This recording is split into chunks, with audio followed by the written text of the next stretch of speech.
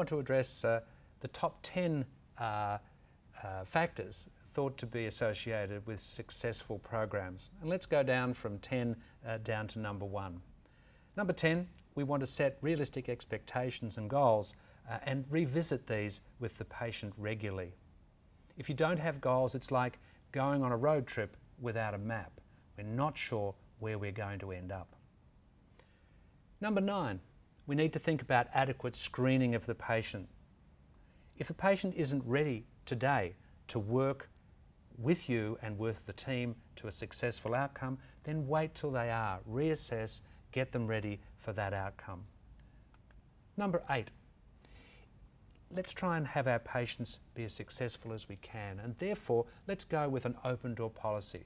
Let's allow them to come back as frequently as they like, or as frequently as is necessary and is sensible for good patient care. Open door policies are associated with practices who are doing very, very well. Number 7, have an employee with a lap band as part of the practice. Many practices have employees with lap bands. Some practices have most of their practice staff with lap bands. There's no one more passionate than a successful patient. Number 6, it's critical to adjust the band appropriately. Even Billy Joel sounds terrible with a badly tuned piano. The band has to be adjusted just so that it's right. We must stay in the green zone.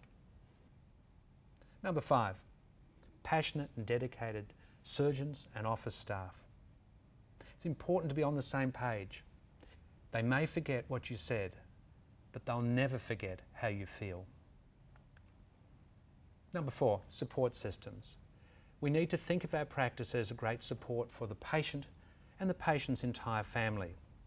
We need to provide an atmosphere of caring and support at all times so that our patients feel welcome to return. Number 3, education. Education of our patients is critical, both pre-operatively and continuing post-operatively. I must emphasise also that education of your practice staff is also critical. Education is not just filling a bucket, but it's lighting a fire. Number 2, patient commitment to making lifestyle changes. It's critical our patients make changes to their eating behaviours, food choices, etc. We need them to be physically active. We know this will optimise results.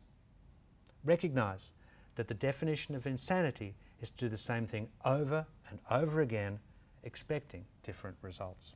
And finally, number 1, the most important factor: follow up, follow up, follow up.